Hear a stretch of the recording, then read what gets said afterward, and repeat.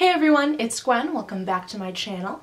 And today, as you can tell from the title, I'm going to be doing another video talking about the past year of 2017. This is a video that I've done for the past few years, and it is where I talk about my favorite albums from the past year, in this case 2017. This past year has been a great year for music, and there are 5 albums that I have really fallen in love with from 2017 that I love. So I'm going to be sharing with you guys what those top 5 favorite albums are, and one is going to be my most favorite, and it will go in order like that. So I'm going to start at 5 and work my way up to 1, and I hope you guys enjoy this video.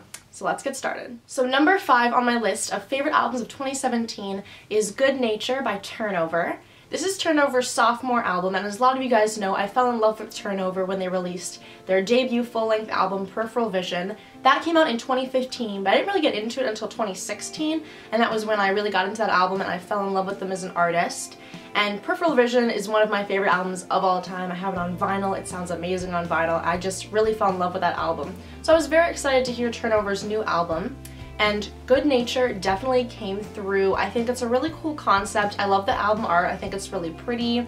And it really does sound like Turnover. You know, as a lot of you guys know, Peripheral Vision was a new sound for them. They used to be more of a pop-punk band. They switched to this kind of more melodic ambient sounding band when they did Peripheral Vision. They definitely continued with that theme with Good Nature because it sounds a lot like Peripheral Vision, but with some changes. You know, you can definitely hear them maturing, and I really enjoyed this album. I really liked the single Supernatural that they first released for this album. I think it was really great and definitely sounded to me like a Turnover song, like it made a lot of sense. I also really liked songs like Breeze. I like Bonnie a lot. I think that's a really pretty song. And then Curiosity. That's also one of my favorites. I don't know if Curiosity is a big favorite, but I really do like that song. So Curiosity, Supernatural, and Bonnie are probably my favorite songs on the album. But it's once again a very chill and relaxing album, similar to Peripheral Vision. And I just love Turnover. I love their new sound. And I think they did a terrific job with this album, and I'm just always more excited to see what they're gonna put out next. Number 4 on my list of favorite albums of 2017 is Feel Something by Movements. I love Movements. I found Movements in 2017. I fell in love with their first ever EP, Outgrown Things. I saw them on Warped Tour and they were amazing live, so I really fell in love with them. Outgrown Things is an amazing EP, and I just literally could not stop listening to that EP over and over. I still do. I just got on vinyl this week and I've been playing it non-stop, so that's literally one of my favorite EPs ever. So I was very excited when they announced that they were releasing their first ever debut full-length album in 2017. I was a little nervous because I thought, you know, Outgrown Things was so amazing. I was excited to see like what else they were going to release. I think Feel Something is amazing, and it's such a new, mature sound for them. I know I haven't talked about this album that much on my channel so far because it came out kind of a while ago and I'd never really mentioned it that much, but I really do enjoy it. It took me a little while to get into it, but I love it, and I think you can just totally hear this new, mature sound with Movements. I'm very proud of them for this album. I think there's a lot of cool songs on it.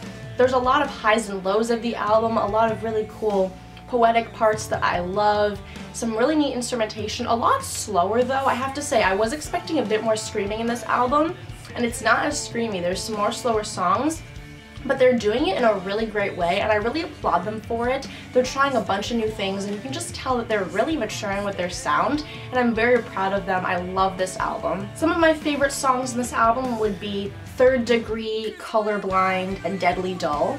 Deadly Dull is really good. I also like The Gray, I like Deep Red. I like all of them, honestly. I think this album is just very full. Like, it's a perfect length. It doesn't seem too long or too short. The order of the songs are really perfect.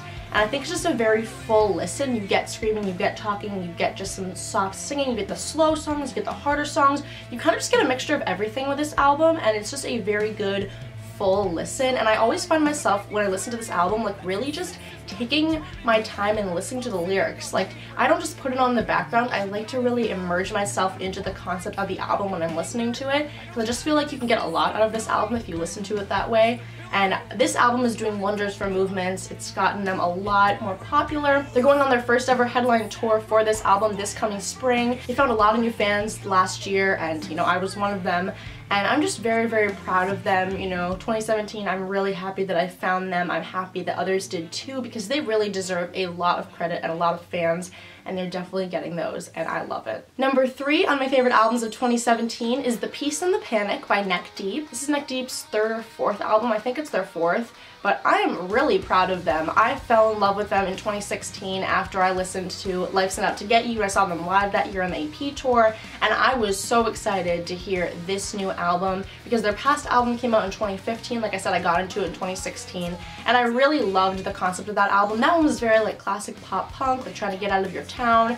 And I was excited when I heard the singles for this album because I loved the concept of it, like the peace and the panic about kind of like society and the world and government, and I thought it was a really cool topic, and I think they executed it very well. I have a full album review of this album on my channel already, so if you want to see my complete thoughts on it, you can. I'll link that above.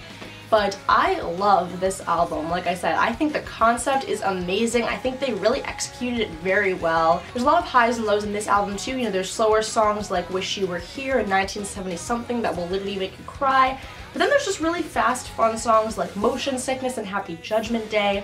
My favorite songs are definitely Parachute, In Bloom, and Don't Wait. And those all go in order, funnily enough.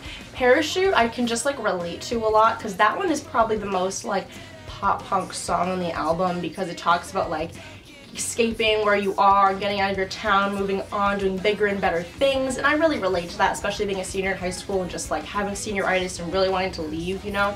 So I really relate to that song, and I related to it like the first time I heard it. I was like, wow, this is really relatable, like I'm feeling this. And then In Bloom is a huge fan favorite from this album. It's probably like one of the coolest songs they've ever done yet, and it just really shows their maturity. There's a few songs in here that really showcase their maturity, and In Bloom is definitely one of those. I think all of us were kind of shocked when we heard that single because it is so different for them, but they did it in such a great way. And then finally, my last favorite, like I said, is Don't Wait, and that song features Sam Carter from Architects, and they could not have done it in a better way. It is amazing. With Ben singing and Sam screaming, it just goes hand in hand. It works perfectly. I love the song, and like I said, this whole album is incredible. You know, it really works with the themes in today's society and in politics, you know, and I think they just did a great job talking about it. It's a great listen, a really fun pop punk album that I think all of you guys should check out, and like neck deep, they cannot put out a bad song or a bad album. Like, this is just another amazing one, and I'm really proud of them for it. Now on to my second favorite album of 2017, which is Shapeshifter by Knucklepuck. I love Knucklepuck, as all of you guys know, they're my favorite pop punk band. Everyone knows this. I was so excited for their new music last year in 2017 because I fell in love with their first album, Copacetic, their debut full-length album that came out in 2015. I listened to it for the first time in 2016, where I also saw them live on the AP tour for the first time. I fell in love with the album Copacetic. I slowly hung up right there, and I just love that album. It's once again one of my favorite albums of all time, the album that got me into them. And then of course I started listening to their older EPs too, like While I Stay Secluded and The Weight That You Buried, and so I was just very excited when they said they were coming out with a new album in 2017, and I was like nervous. I was like, what could top Copacetic? I don't think it did top Copacetic. There's some people that like Copacetic better, there's some people like Shapeshifter better. I feel like it just depends which one you found first, you tend to like better. That's a lot of things I'm hearing. But I think Shapeshifter is, like I said, still a tremendous album. I mean, obviously it's #2 on this list, so I really love it. And I'm really proud of them. I think it does showcase them maturing a bit. I think it's a lot more of a mature album. It's not as heavy as Copacetic, which was a little surprising to me. Copacetic had a lot more screaming, also a lot more talking and like overlapping vocals. There wasn't as much of that in this album, which was a little disappointing to me because I like it when Joe and Nick kind of go back and forth. There are some songs that have that, but just not as many that were on Copacetic.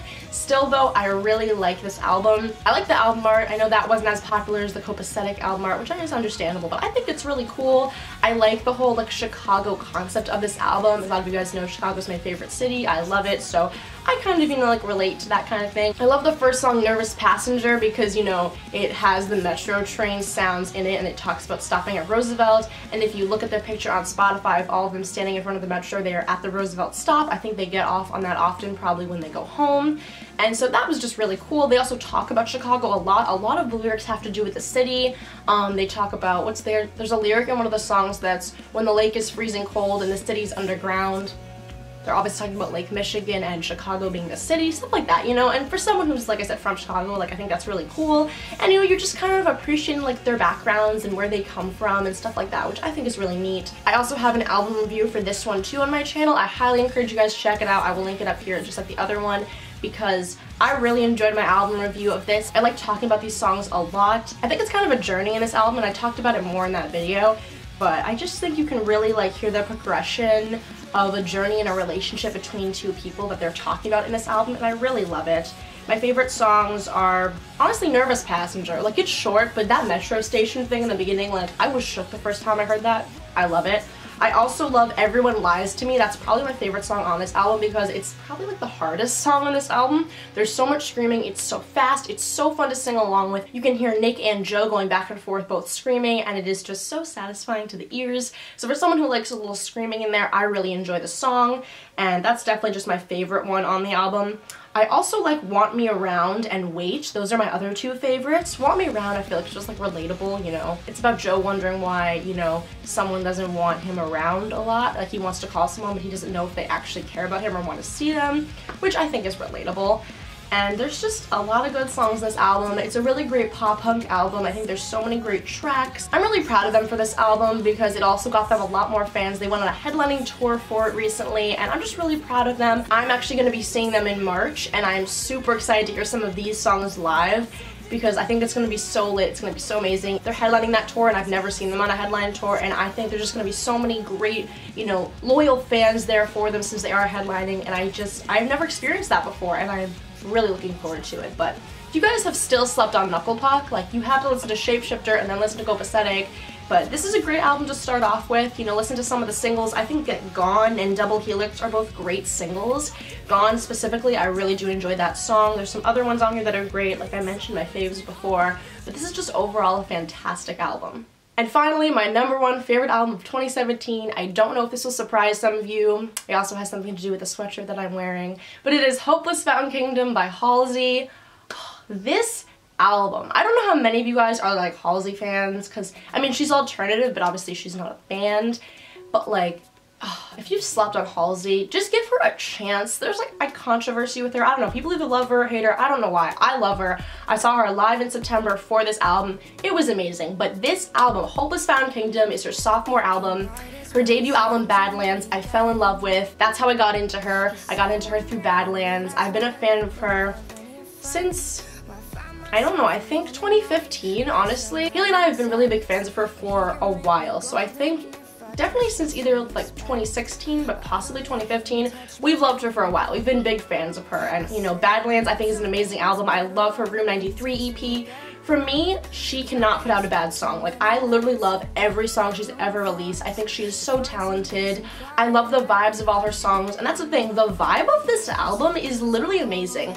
This is definitely an album. You can hear her maturity. You can see how she's progressing as a songwriter, as a singer. Her range is so much bigger in this album, and I think you can just really appreciate how she's growing up. And I don't know, I just think there's so much maturity in this album. It is so different. The concept for it is also amazing. It is a Romeo and Juliet type love story that relates to a relationship that she has been in herself.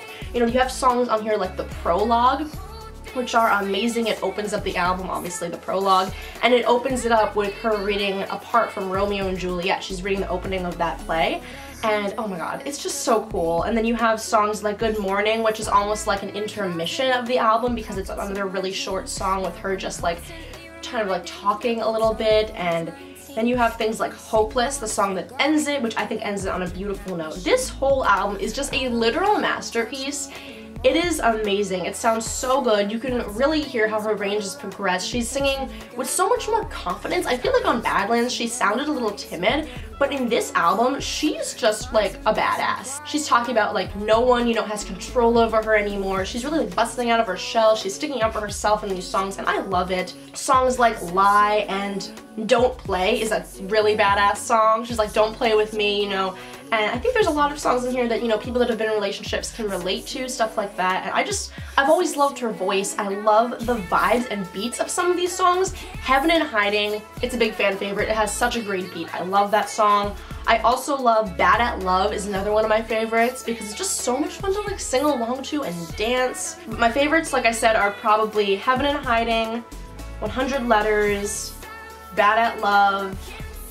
I mean, they're all good. I also like Walls Could Talk. I wish that song was longer. That song is only like 1.5 minutes, I think, minute 45. But that's always a song that I wish was longer because as soon as I like get really into it, it's over and it's really sad. But I also love the ballads on here, like Sorry. She's never really put a ballad out other than like the treble stripped version, but Sorry is this beautiful ballad. It's just her and the piano, and it is beautiful, and I love it. That's another song I think a lot of people can relate to, and I don't know, I like Alone. That has like a Gatsby vibe.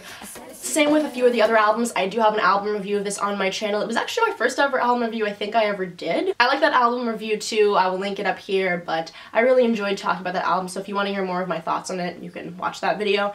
But I mean, guys, if you've slept on Halsey, like, really check her out, please, because this album is the best thing that she's ever put out. It's my favorite album by her now, and I'm just so proud of all that she's accomplished. Hearing her talk about these songs when I saw her on tour was amazing, and I'm wearing her merch, like Larissa's Hopeless. Got it for Christmas if you saw in my haul.